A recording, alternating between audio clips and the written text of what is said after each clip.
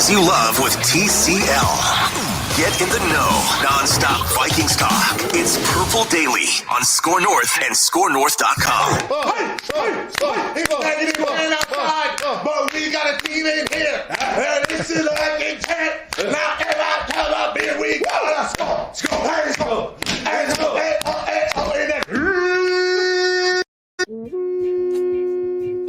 It's the best. Good way to start out our 4-Question Friday here, courtesy of our friends at the Pat McAfee Show. Phil Mackey, Judd Zulgad, Declan Goff. And it's 4-Question Friday where we pose 4 random questions, sometimes not so random in today's case, about the Minnesota Vikings. And 4-Question Friday is powered by our friends at Corona Hard Seltzer. Declan Goff headed into the weekend, getting thirsty. My favorite time of the week. Friday, 4-Question Friday, wrapping things up. On my way to go grab a 12er of Corona Hard Seltzer.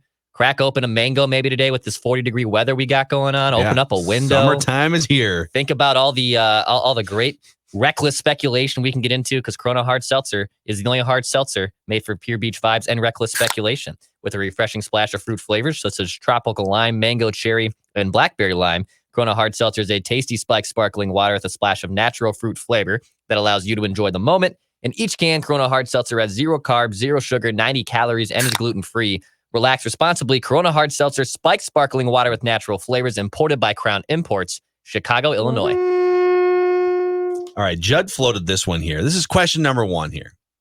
I think our friend Jeremy Fowler, former Vikings beat writer, is the one that wrote this up on ESPN.com. Yeah, you're correct.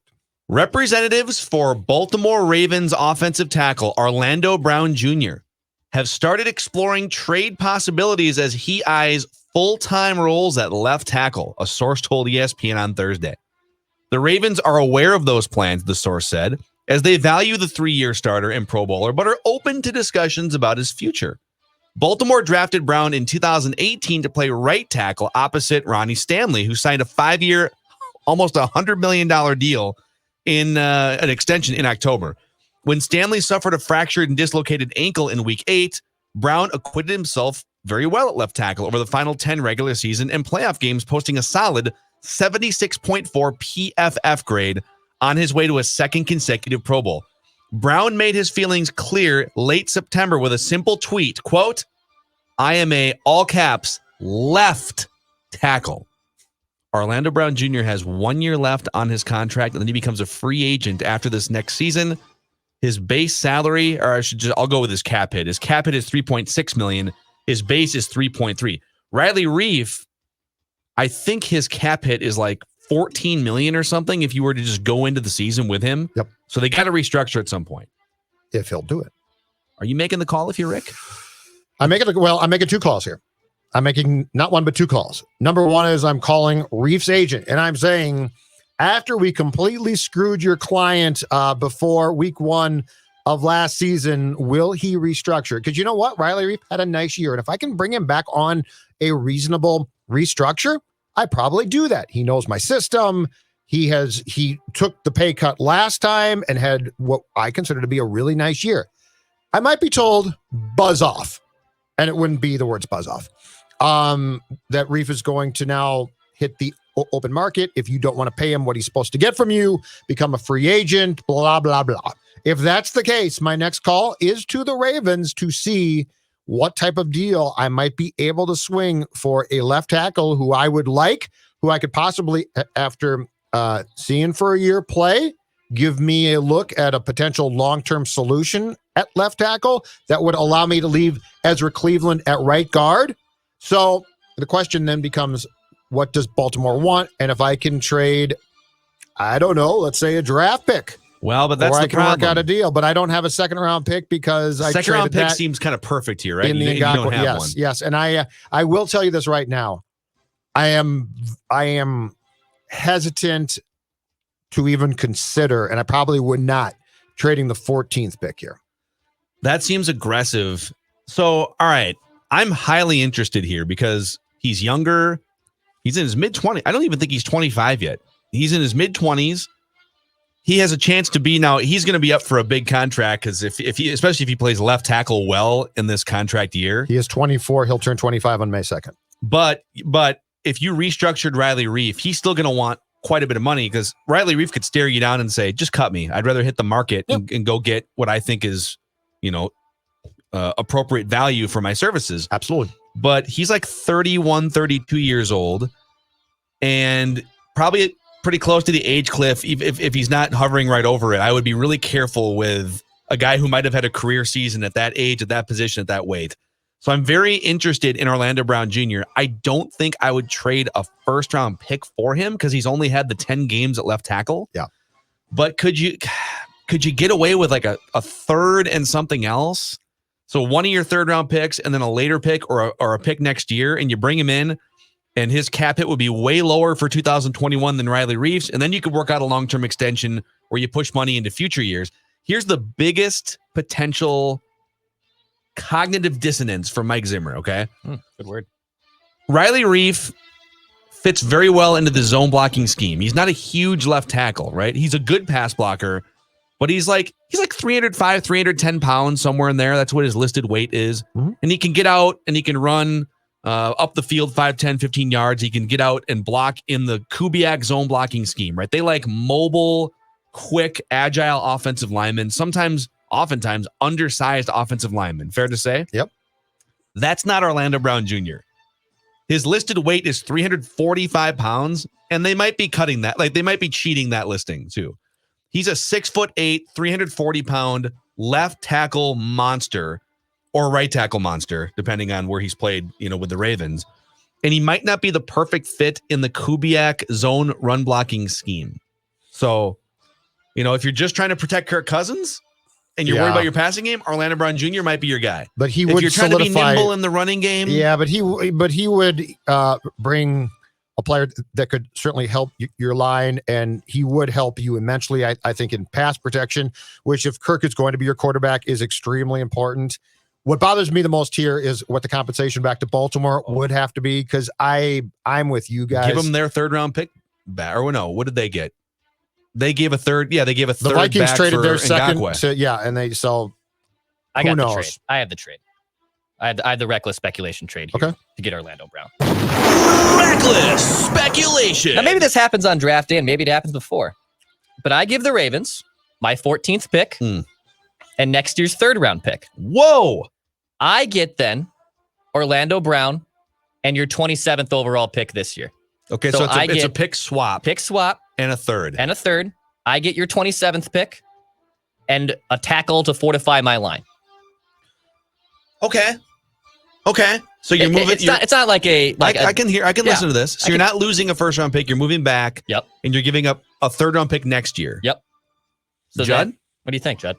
I think I would need to talk to Browns camp first to see if I could work out an extension as well. So I would keep his contract as is for 2021. If I could work out an extension, though, that would then kick in 22 and, let's say it's a 4-year extension, I might consider that. If I'm going to have with this team a guy on the last year of his contract and he says, I'm going to wait, code for I might not stay here, I'm not doing that trade. It's so hard in football, because Judd's right. If you're going to give up significant draft capital, and I would say moving back 13 picks and a third round pick, I'm going to want some assurances that it's not just a 1-year run with this guy. So I'd want to know, why is Baltimore not looking to give him a long-term contract extension? What do they know about him behind the scenes? Is he a huge pain in the ass? Why wouldn't Baltimore look at this guy and say, holy crap, this guy can play both tackle positions at a high level. He's 24 years old. We're going to just, unless it's to the point where they already have their left tackle. Right. And he is saying, I don't care that you're going to offer me $15 million a year. I want to be a left tackle. I want to be a left tackle. And I think that's it. But I guess my point is, if I'm going to go along with Dex's trade, I need some assurance that I can keep this guy here. So would you not be sign one and done? Would you sign into an extension sight unseen? Without what? Because you'd have to make that decision basically just by watching film and talking to people. It should give you an idea. Well, there's two schools of thought for the Ravens, too. They need a wide receiver to help out Lamar Jackson. So the 14th pick is going to be probably you could do two options. You can use that 14th pick to get one of these receivers who would clear its receiver heavy draft. Also, remember, back in October, Baltimore inquired apparently on Adam Thielen. Wow. So would you even trade straight up Thielen for a 24-year-old offensive tackle? They would probably I wouldn't want. do It's a that. PR nightmare for the Vikings. If I'm Baltimore, I won't do that trade. They'd want to pick. They would want because Thielen's older I'd want your third and round higher pick. paid. They'd Okay. want a third and Thielen for like Brown and a sixth or something. Sure. Right? But then if I'm the Vikings, what I bank on one of those guys falling to me as a receiver at 14, and I'm taking some risk. Here's my problem. My problem is this: as fun as the reckless speculation might be, because our goal here is to win a championship, I'm loath to do too much for 2021 because I don't think a championship is going to happen. See, a lot of people disagree with Yeah. you. Oh, I know I I know, and you know what? I apologize to them because ultimately they're wrong. So I don't want to be making moves that get me to the playoffs in 21 and just say, man, look at the. So I have a problem with making moves that are going to possibly hurt me in the years in which I think that the window should open wide again. Yeah. And I don't think it's 21. I think it could be 22. I think it certainly could be 23, but I don't think that we're going to throw the window of opportunity for a Super Bowl championship wide open all of a sudden in 2021. I just don't. And to that point, because I think I'm not going to rule it out. Like their defense is going to get a lot better. And there's some things, if they got really creative, I still don't believe that Kirk is game on the line, NFC championship game. Sure. It's on your shoulders type of a guy. Yep. So I'm not really in that camp, but there's a lot of improvements that can be made here with the assets that you have. And with that, if you were to make a trade for Orlando Brown Jr., that helps you beyond a 2021 window. If I can make sure he'll sign the extension. Yep. Yes, you're Put it correct. this way, a Riley Reef restructure or 2-year deal is really for 2021. Yep, it's very short term. But Orlando Brown Jr. helps you throughout the duration of the next 5 years Mm-hmm. until he's into his 30s. So, Mm-hmm. all right, question number 2 here, 4-question Friday. All this speculation about Russell Wilson, Deshaun Watson. Listen, Apparently, go ahead. can I make something clear? Yeah. Russell Wilson does not want to, under any circumstance, be traded except to 4 teams. Listen, hypothetically, he wants to stay and he loves the marriage. But in theory, if there was a divorce, here's 4 women that he's really interested in dating. 2021 relaying what you want possibly is so great. Like, Wilson's people called Schefter off the report that, Phil, you read yesterday from Sando to make sure that we all understood Russell doesn't want out, but if he does get out, Oakland's pretty nice, and he likes Chicago too. Like, think about that. I'm really happy in my relationship right now and where this is heading. But if Eva Mendes was available, Yeah, exactly. I would be interested. Yeah. And not even Mendes. The Chicago Bears Yeah. are Yeah. like, I don't know what They're like the girl comparison next is there. door, dude. Yeah. It's like, I'm just gonna walk across the hall here, but I'm with you thick and thin through thick and thin. So my question is going to be, with Russell Wilson, all the speculation, and Deshaun Watson's the other hilarious one. Apparently, teams are leaving voicemails with the Texans. They can't get a hold of the Texans because the Texans won't take trade It's talks. Swingers. It's the scene from Swingers. They're just leaving voicemails. It's the scene from Swingers. Hey, just want to make sure you got my voicemail. Yeah. I think it cut out last time. Hey, Hey, it's me again. Hey. 3 first-round picks. Yeah, Call me. it's Rick from the Vikings. Yeah, I just want to talk. Do you think either Russell Wilson or Deshaun Watson will wind up on the Chicago Bears for this upcoming season? Percent chance. Oh, I think it's very, very small. I just think it's I think it's higher. I think it's I think small. they're desperate. It's Yeah. been 50 years of bad to mediocre quarterbacks. Okay, I think Wilson You got a desperate is front higher. office. I don't think Watson, and if he does, it's trouble. But I think it's small because, like, what are the Bears? So are the Bears going to potentially have enough to give a team back? And by the way, if the Seahawks trade Wilson, that cap hit that they're going to take, Yep. much like Yeah. Philadelphia, is enormous. They'd be going into a rebuild, basically. Yeah, and I'm not sure they're going to want to do that. But they might be looking at the division right now saying, man, the Niners are going to bounce back. The Rams are for real. The Yeah. Rams are Super Bowl contenders. The Cardinals are probably going to take another step forward. And he's This not might be our happy. chance to just reset here. It would be a ridiculously stupid decision because I think he's a Hall of Famer that has been probably just like disrespected and misused. I would fire Pete Carroll before I traded Russell Wilson. I would too. I'd be like, you know what, Pete, it's been a lot of fun, but you're gone. Later. Yeah. I don't even know why that's like Pete's like 70, isn't he? He's Yes. old. He's old and he's been Looks there a good, long but he's time. And old. he's done a very nice job. And I would say, you know, Your retirement party is going to kick some ass. It's going to be great, but you're fired. But imagine how you would feel if you were, our old friend Rami, for instance, if you're a Bears fan and you were perusing through the internet and Twitter yesterday, and all of a sudden you see this 4-team list come out, and inexplicably the Bears are on it. Like, imagine if you're a Vikings fan and that Russell Wilson list got put out there. No, you're right. And he listed the Cowboys, the Saints, and the Vikings. I could really see myself. Wouldn't you just be screaming 3 first-round picks, 4 first-round picks? Make the call, get the haul? Make the call, get the haul. Yes, I would be screaming that if I was a Bears fan. So I think if you're the Bears, you should be very, very interested in this, and it would be a problem for the Vikings.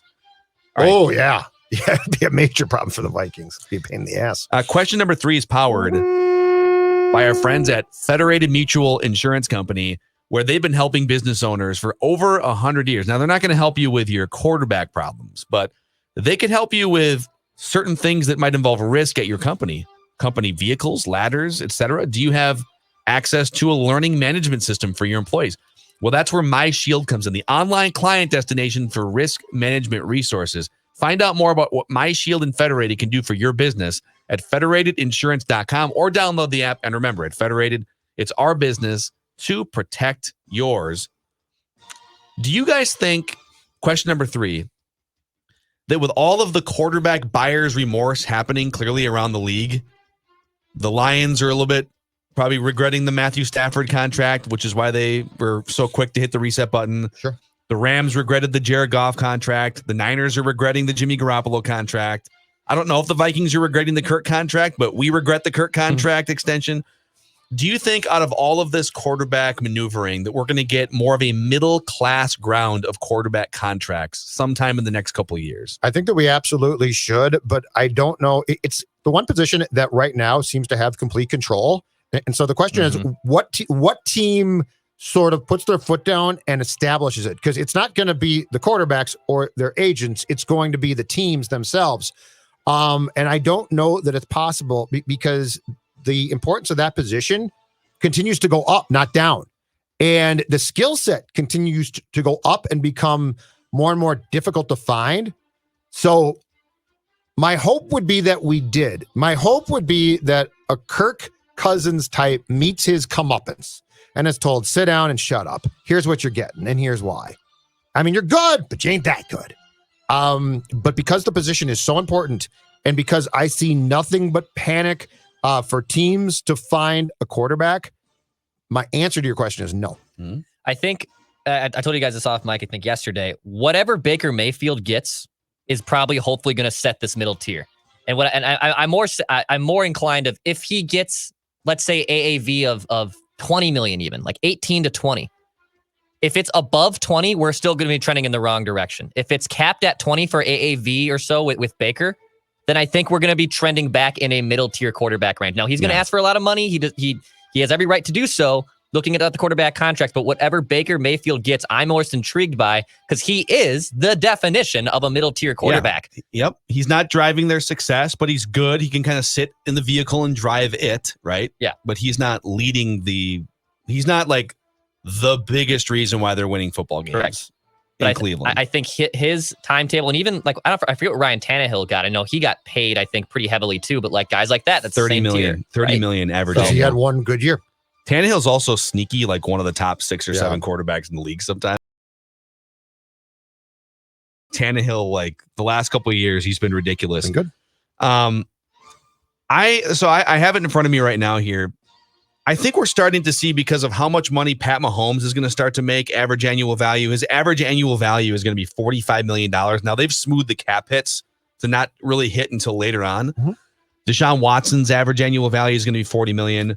So there are currently 19 quarterbacks in the NFL that have an average annual value of over $25 million a year. And then after that, you've got Teddy Bridgewater at 20 and nobody else until you get to Taysom Hill at 10. Yeah.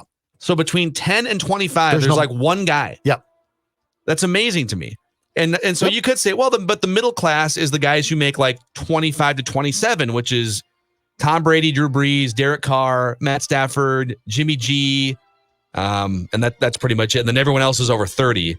I'd like to see more guys. If the top guys are going to make 40 to 45 in the next couple of years, I'd like to see the Kirk Cousins, Matt Stafford, those guys in like that 20 to 25 range. And guess what? They can still feed their families. But how do you get They can there? feed their families, and the Vikings can feed But their who's fans the a Super first Bowl guy who championship. takes that contract? That's the Nobody. problem. Yeah, the And supply Baker is demand going. off. If the Browns come and do what Deck said, okay, like let's say the Browns are like, dude, you're good, but you ain't that good, and here is what we're going to pay you. Baker's going to say, buzz off. Mhm. They're going to franchise him, which is a big hit, and they're going to and so when he should be in Dex's ideal world of his contract falling, he's going to be franchised.